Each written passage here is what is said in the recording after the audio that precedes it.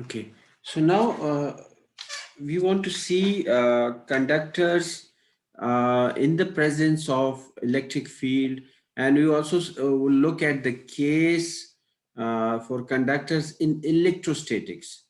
Okay, we will call this as the DC case. Okay, the DC. So remember, by now we have made a lot of talk on these conductors and electric fields.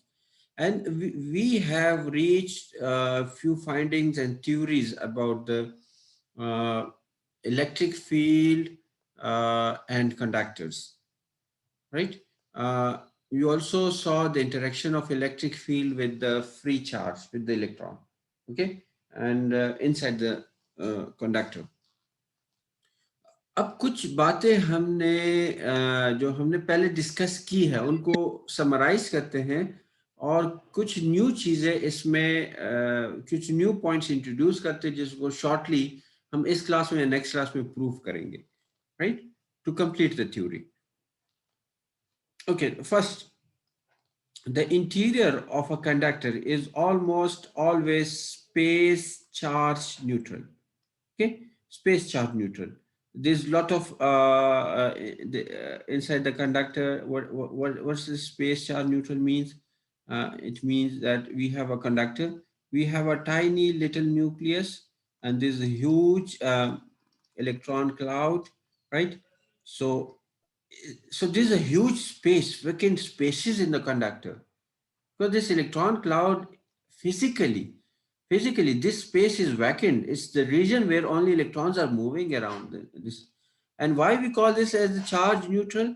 Because in almost all cases, we have same number of positive charge and negative charge inside the metal, when inside a conductor.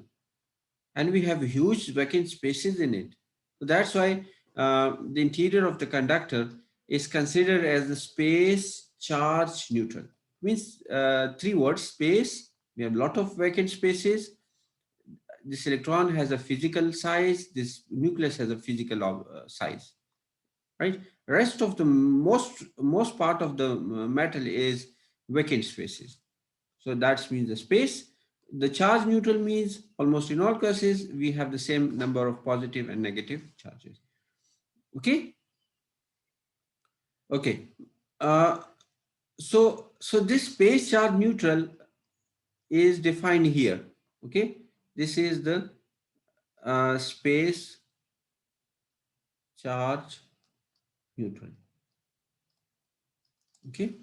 Okay. So for us, we will always assume that the number are exactly equal, positive and negative, they are equal. So there's no net charge inside a conductor. Okay. So inside the conductor, if positive and negative, they both are equal. So there's no net charge in the conductor. Okay. Now having this thing in mind, now consider a piece of conductor that is insulated from external connections. So we have only a conductor here, which is not connected to any battery. Okay, no connection with the battery. Okay, insulate, no time variations. Okay, current must be zero. Current must be zero because we have positive here, right? And we have free electron, which will move randomly, So if this electron is moving in this direction, there might be another electron which is moving in this direction. This electron is moving in this direction, there might be another electron which is moving in this direction. So effectively there's no current. If there's no current, if there's no current, for example, this is some cross-sectional area, right? If this electron goes this way, the other electron goes this way. Okay. So through the area, the current through certain cross-sectional area is zero, because one electron is moving out of this area in the right direction, the other electron is moving out of this area in the left direction. So the net J is zero. Net current density is 0. Okay. By Ohm's law, electric field inside must be 0. This is one finding which we have discussed a lot. So the electric field must be inside must be 0. So if there is zero electric field, there's no current, remember. But if you apply the electric field, then all the electrons will move. All the electrons will move in a specific direction. This electron will move in this direction, this will move in this one will move in this direction. All the electrons will start moving in one particular direction. Then J is not 0. बात की समझ आ रही है? जब हम electric field apply करते हैं तो इलेक्ट्रॉन सारे एक ही तरफ चलना शुरू हो जाते हैं, सर्टेन क्रॉस सेक्शनल एरिया को क्रॉस करेंगे, फिर J 0 नहीं है. लेकिन अगर इलेक्ट्रिक फील्ड नहीं है, इलेक्ट्रॉन्स की मोशन क्या है? रैंडम है, एक डायरेक्शन में नहीं है. इलेक्ट्रॉन्स की मूवमेंट क्या है? रैंडम है. सो फिर J क्या है? 0 है. सो बेसिकली ये चीज़ें हम पहले डिस्कस कर चुके हैं, लेकिन अब हमने इसको थोड़ा सा इसमें न्यू चीज़ें, न्यू पॉइंट्स लेके आने और उनको प्रूव करना है. Okay. So if I summarize this again, if there's no electric field in a conductor, the electrons are moving randomly in random directions. Current I will be 0 and J will be 0. Okay. Why J will be 0? Because if I consider this cross-sectional area, this one electron is moving in this direction randomly, and the other electron is moving in this direction, precisely opposite to that. So one electron is moving through cross-sectional area to the right, the other one is moving to the left. So net J is 0. Okay. Net number of electrons, few electrons are moving to right, few to the left, so the net is 0, right? Okay. J is 0 by Ohm's law, electric field is 0 because J equals to, we have previously shown that the Ohm's law is J equals to sigma electric field. So if this thing J goes to 0, electric field goes to 0, because conductivity is something which is constant. Okay, conductivity is constant. So when J is 0, that also means that E is 0. There's no electric field. But once you apply the electric field, once the electric field is not 0, then all the electrons starts moving in a specific directions.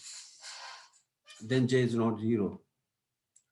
Okay. Now the second part of the theory which we are going to develop. This was the first part of the theory. Now the second part of the theory which we are going to develop.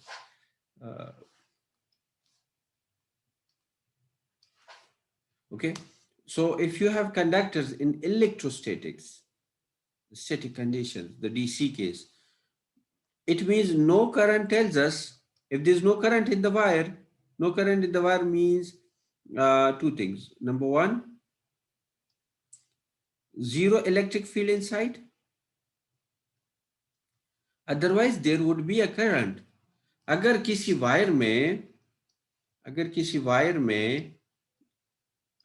Wire में electrons एक direction में travel नहीं कर रहे, I is not 0 in this case.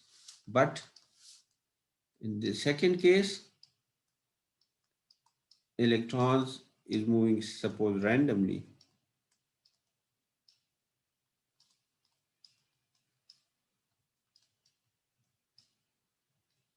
Electrons are moving randomly.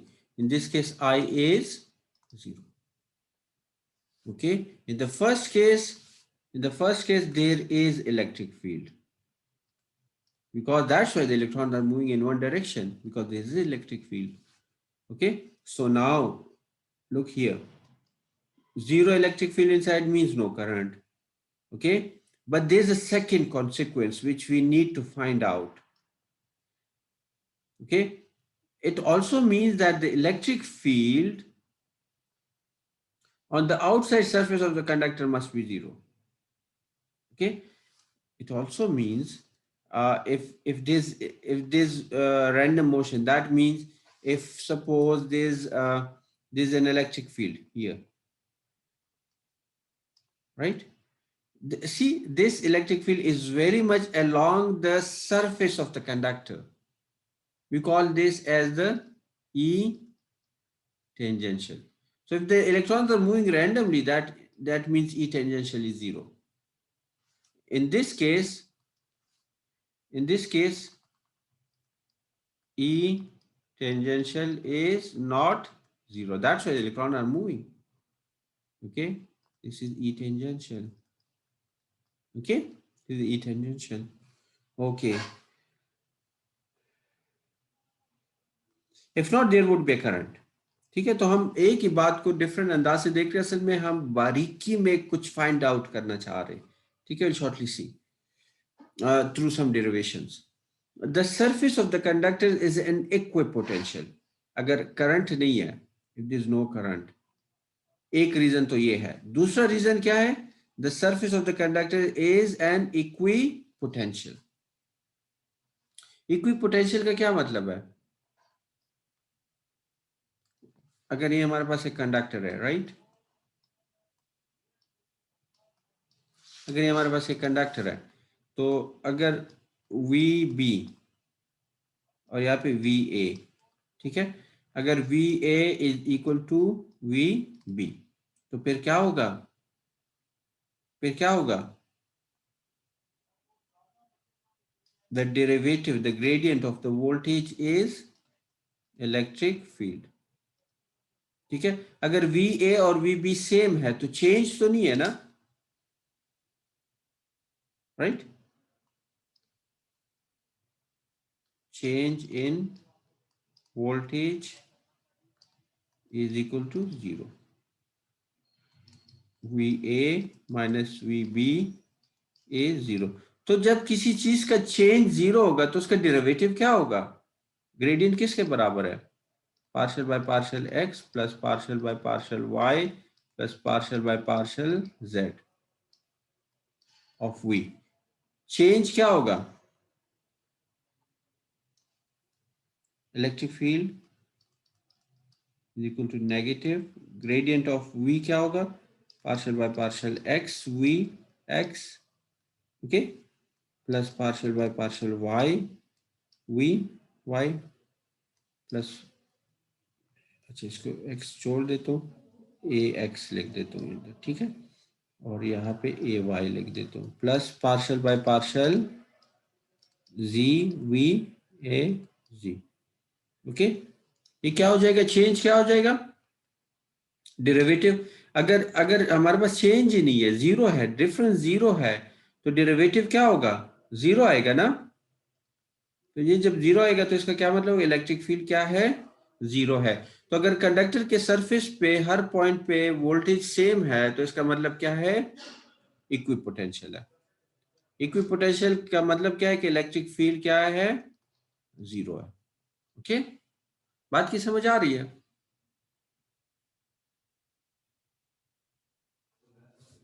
बात की समझ आ रही है?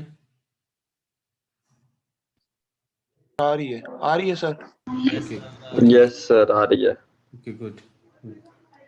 अच्छा, we need to do this. अच्छा, अब इसको थोड़ा सा प्रूव करेंगे.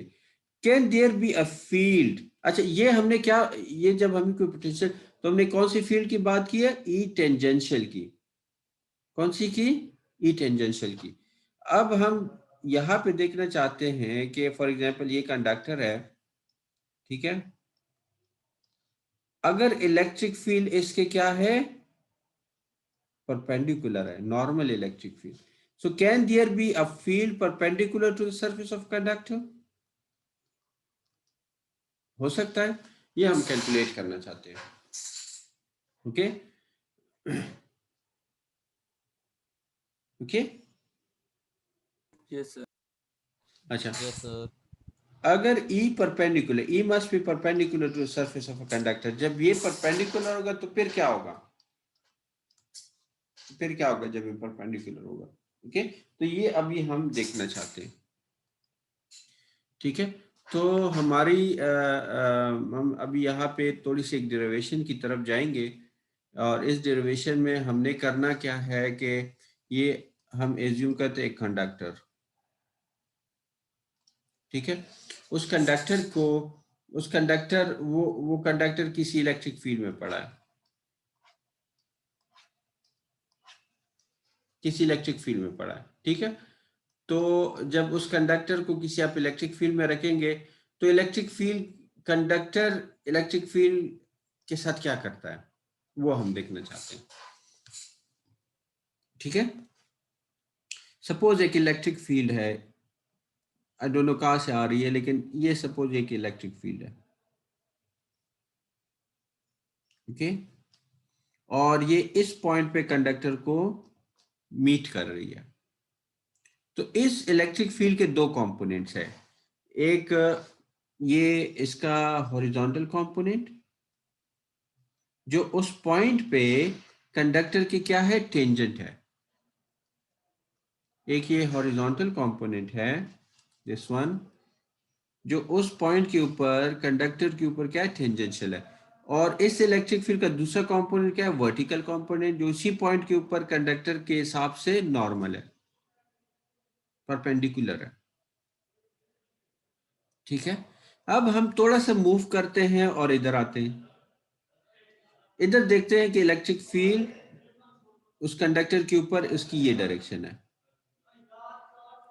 वहां पे ये थी, यहाँ पे थोड़ी सी डिफरेंट डायरेक्शन। अगेन इस पॉइंट के ऊपर इलेक्ट्रिक फील्ड का ये टेंजेंशियल कंपोनेंट होगा और नॉर्मल कंपोनेंट होगा,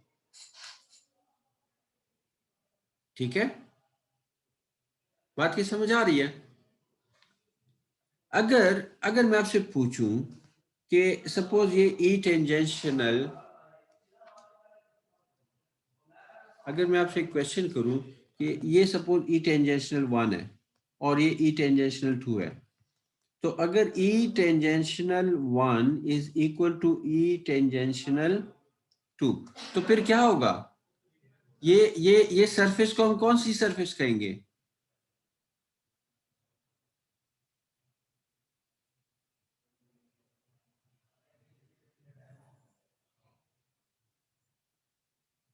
और सपोज ये जीरो है, अगर सपोज जीरो है तो फिर क्या कहेंगे इस सरफेस को, बताएं।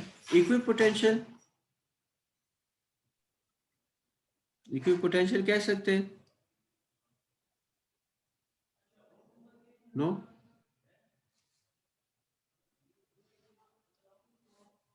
लेकिन उसमें ये नॉर्मल तो होगा ना उसी सरफेस पे। हाँ हाँ, अभी नॉर्मल की तरफ हम नहीं आए, हम एक केस एज्यूम कर रहे हैं कि क्या होना चाहिए, ठीक है। कि अगर यहाँ पे टेंजेंशियल कंपोनेंट और यहाँ का टेंजेंशियल कंपोनेंट सपोज दोनों जीरो है, तो फिर हम इस सरफेस को क्या कहते हैं, equipotential surface, okay. Equipotential surface. अच्छा, बहरहाल इसकी तरफ हम बाद में आएंगे, ठीक है, इसकी तरफ हम बाद में आएंगे। पहले ये देखते हैं कि हमारा ये पॉइंट, एक पॉइंट था, ठीक है, एक ये वाला पॉइंट था, उसके ऊपर इलेक्ट्रिक फील्ड के दो कंपोनेंट्स है, टेंजेंशियल है उस सरफेस के और नॉर्मल है उस सरफेस के। दूसरा पॉइंट है कि एक इलेक्ट्रिक फील्ड उधर भी है, क्योंकि हमने इस मेटल को एक इलेक्ट्रिक फील्ड में रखा है, एक रूम है जहाँ पे इलेक्ट्रिक फील्ड ही है, ठीक है, एक रूम है जहाँ पे इलेक्ट्रिक फील्ड ही एग्जिस्ट कर रहा है, तो उसमें हमने इसको रखा है। तो हम देखना चाह रहे हैं कि अगर हम इस कंडक्टर, उस मेटल का एक पॉइंट ये वाला कंसिडर करें और दूसरा पॉइंट ये कंसिडर करें, तो हम इन दोनों पॉइंट्स के ऊपर इलेक्ट्रिक फील्ड्स देखना चाह रहे हैं। तो अगर ये पॉइंट एज्यूम करें और समझे कि हमारे पास इलेक्ट्रिक फील्ड इस डायरेक्शन में, सपोज कोई भी डायरेक्शन आप कंसिडर कर सकते हैं, तो उस पॉइंट के ऊपर इलेक्ट्रिक फील्ड के दो कंपोनेंट्स है, one is tangential to the surface, the other one is normal to the surface. Similarly at another point we have a tangential component, we have a normal component, okay. So this is the surface, okay. Now if we assume there's a potential here VA and there's a potential here VB, so if you move something, suppose the charge from one point to another, we need to do some work, okay. So we will use the concept of the work to do some calculations here, ठीक है। अभी हमने क्या देखा कि हमारे पास electric fields है, ठीक है। अभी हमने क्या देखा कि हमारे पास इलेक्ट्रिक फील्ड है। नाउ सपोज ये एक सिचुएशन है, पूरी की पूरी की एनवायरनमेंट है, एक सिचुएशन है, ठीक है। somehow again we are making assumption, remember we are making assumption, reality में ऐसे आप कर सकते खुद ब खुद नहीं होता, ठीक है। लेकिन हम पॉसिबल सिचुएशन देखते हैं कि सपोज हमारे पास एक इलेक्ट्रॉन है यहाँ पे, उस इलेक्ट्रॉन को हम यहाँ से ए से बी की तरफ मूव करते हैं, तो हमें क्या करना पड़ता है, कुछ काम करना पड़ता है, ठीक है। अच्छा, उसी इलेक्ट्रॉन को अगर हम बी Yes, से sir. सी की तरफ मूव करेंगे तो एक और काम करना पड़ेगा, सी से डी की तरफ मूव करेंगे तब काम करना पड़ेगा, और डी से ए की तरफ वापस आएंगे तब भी काम करना पड़ेगा। टोटल वर्क कितना होगा, 0 होगा सर। 0 होगा। अच्छा, मुझे जस्ट 10 सेकेंड दे दो, ओके, सिर्फ 10 सेकेंड।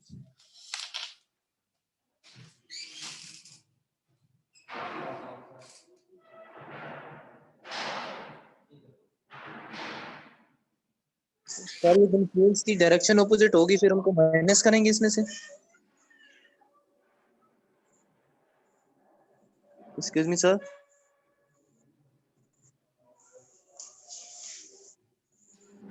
यार सर ने बोला है 10 सेकंड वेट करो, वापस आते हैं सर तो फिर पूछना।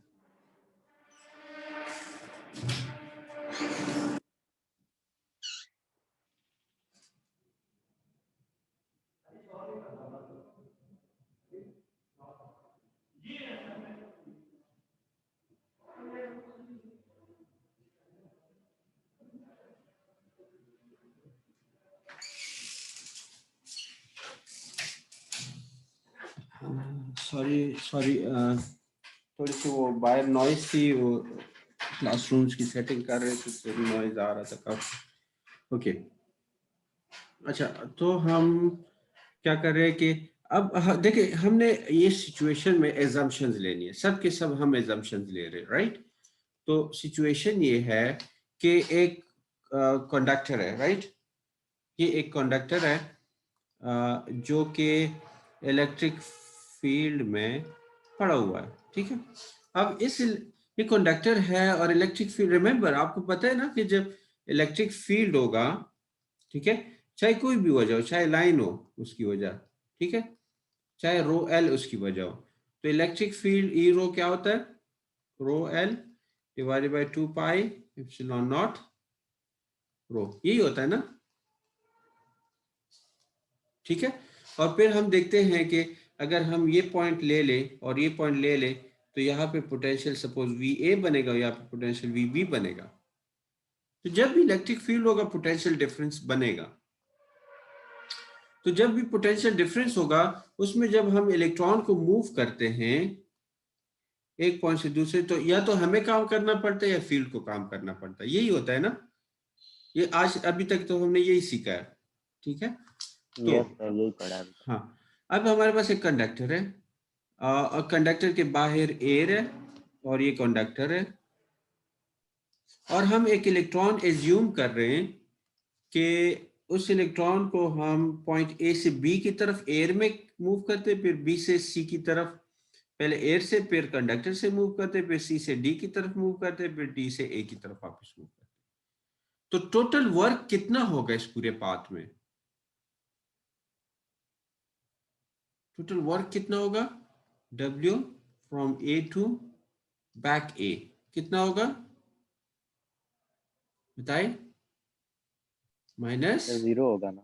बस electron A to A E dot dl कितना होगा, जी 0 0 होगा सर। अच्छा, अब देखिए ये बेसिकली चार्ज था ना, इलेक्ट्रॉन का Q। चार्ज था। QA इज नॉट 0 क्योंकि वो तो इलेक्ट्रॉन तो है ना, उसका चार्ज तो 0 नहीं कर सकते, ठीक है। दिस मीन्स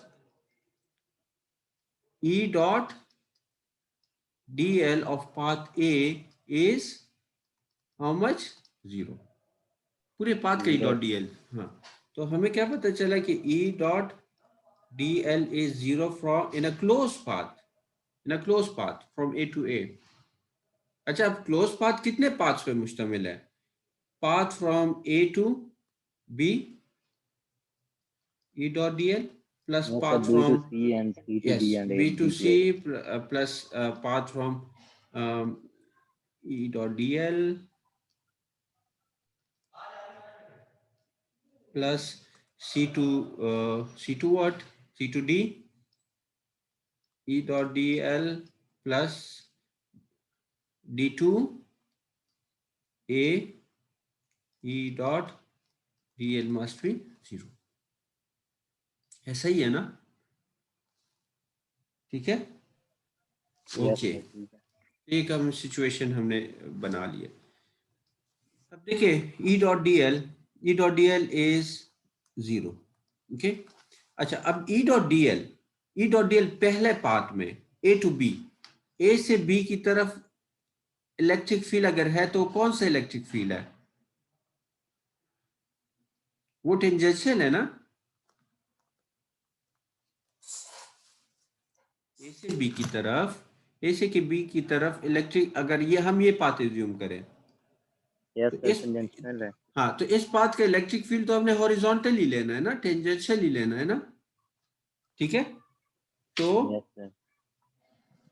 तो इस पाथ का, पहली पाथ का ए से बी की तरफ electric field tangential outside conductor से आउटसाइड, प्लस टोटल पाथ क्या है? Integral E dot D L A to B is, बताएं ई Sir, work टेंजेंट करना. E tangential dot A to B D L, ऐसा ही है ना, which equals to E tangential dot A, ये Yes, path sir. कितना है? Network लगा. ए से बी तक डी एल कितना है? डेल डब्ल्यू है ना, डेल डब्ल्यू, ठीक है। Yes, sir. D W for width, okay, W for width not for work, okay. अच्छा, अब देखिए डेल डब्ल्यू। अच्छा, इसी तरह बी से सी तक जो पाथ है वो नॉर्मल, उसका इलेक्ट्रिक फील्ड नॉर्मल होगा ना, उसमें हम normal electric field Yes, consider sir. करें, Normal है. सो ई नॉर्मल। अच्छा, उस पाथ को हम दो हिस्सों में डिवाइड करते हैं, बी से दिस पॉइंट तक विच इज इन एयर, और फिर इस पॉइंट से इस पॉइंट तक विच is in conductor. So E normal outside, ठीक है, ई normal outside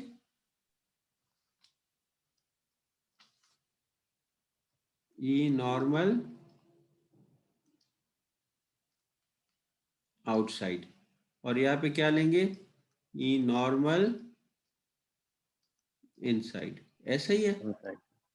okay. Yes, sir. ठीक है. अच्छा, तो E normal outside minus del H by 2, अगर हम इस पूरे हाइट को डेल एच ले ले तो माइनस, चूंकि नीचे आ रहे तो द डाउनवर्ड डायरेक्शन, ये हमारे पास टोटल डेल एच है, डाउनवर्ड डायरेक्शन के लिए माइनस डेल एच हमने ले लिया, ठीक है, minus del H by 2 plus E normal inside which is in this conductor minus del H by 2, this path B to C.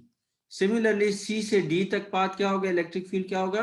Horizontal होगा, और डेल डब्ल्यू, अगर हमने इस वाली डेल डब्ल्यू को पॉजिटिव लिया है तो ये वाला डेल डब्ल्यू नेगेटिव हो जाएगा, ठीक है, माइनस डेल डब्ल्यू, ठीक है।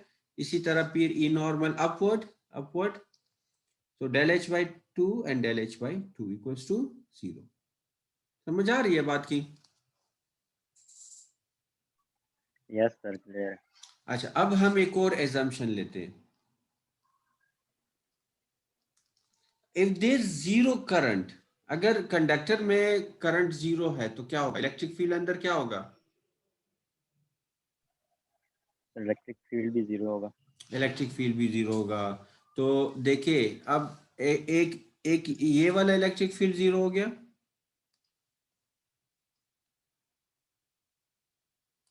एक ये वाला इलेक्ट्रिक फील्ड जीरो हो गया, ठीक है, एक ये वाला इलेक्ट्रिक फील्ड जीरो हो गया, और एक ये वाला इलेक्ट्रिक फील्ड क्या हो गया? जीरो हो गया। समझ आ रही है बात की? ये तीनों इलेक्ट्रिक फील्ड्स क्या हो गए? जीरो हो गए। Yes, sir. तीन डाउनवर्ड electric वाला field इलेक्ट्रिक है. फील्ड क्या है? ई नॉर्मल इनसाइड, ये चीज जीरो हो गई है, ये Zero. हॉरिजॉन्टल, ई टेंजेंशियल इनसाइड, ये ई टेंजेंशियल इनसाइड है, ये चीज भी जीरो हो गई है, ये भी 0 हो गया और ई नॉर्मल इनसाइड, इनसाइड। ये चीज भी क्या हो गई है, जीरो हो गई। ये तीन पार्ट्स जीरो हो गए। तो आपके पास कौन से रह गए? आपके पास एक ये वाला पाथ रह गया, एक ये वाला, और एक ये वाला। अब बताएं, ये जो वर्क है, ये जो वर्क है,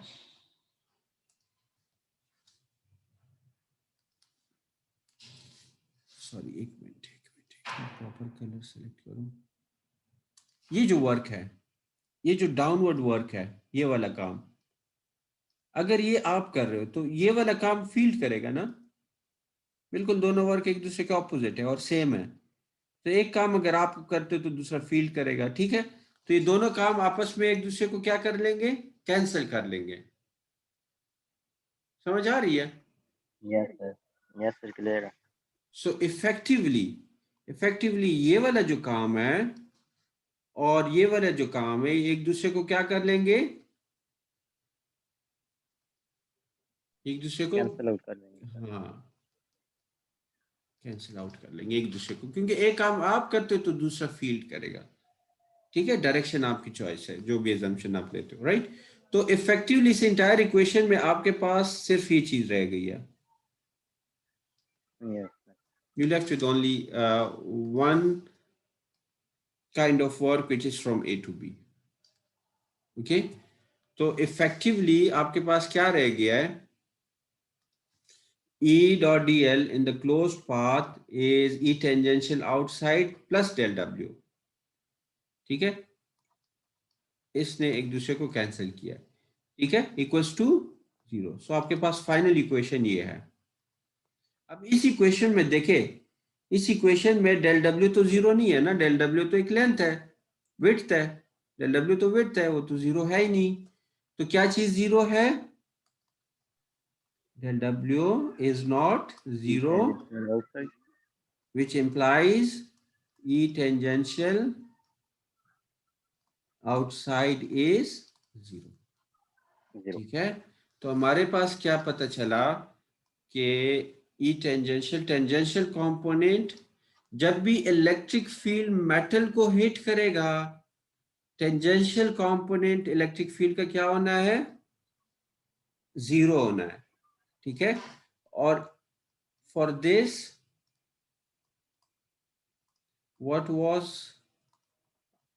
what was our assumption, इसके लिए हमारी assumption क्या थी, इसके लिए हमारी assumption क्या थी, क्या assumption थी बताएं। ये हमारी assumption थी,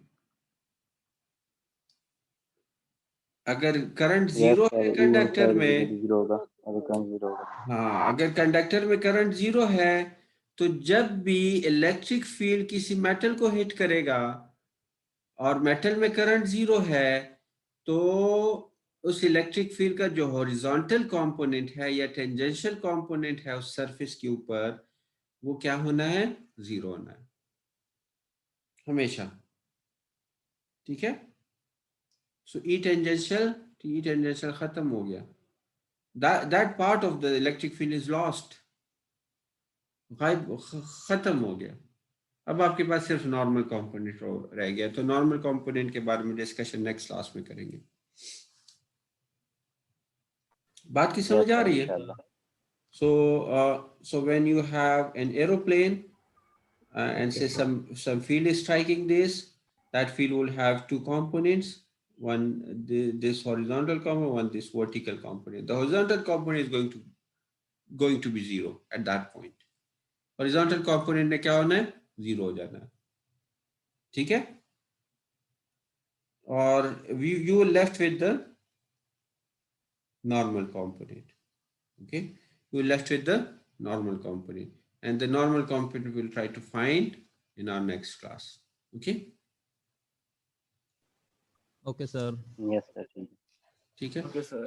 ख्याल रखें अपना तब तक। और मुझे हाँ अटेंडेंस दे दे। अच्छा जिनको मैं कॉल करूँ वही लोग अटेंडेंस दे दे बस, ठीक है।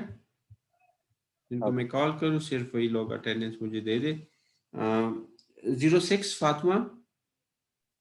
Present, sir. Okay. Wajihul Hasan 08। Wajihul Hasan 08। वजी नहीं है? सर नहीं है वो। अच्छा ठीक है, ओके।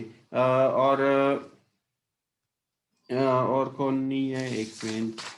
अच्छा, कमर तस्कीन 28। कमर तस्कीन है? कमर क्या करता है अभी, आज फिर नहीं है। ओके। 32 असद। 32 असद। असद है? असद भी नहीं है। और 38 फरहाद। 38 फरहाद। फरहाद है? 38 फरहाद भी नहीं है। और 41 राय साकिब। 41 साकिब है? सर 22 41 राय साकिब है?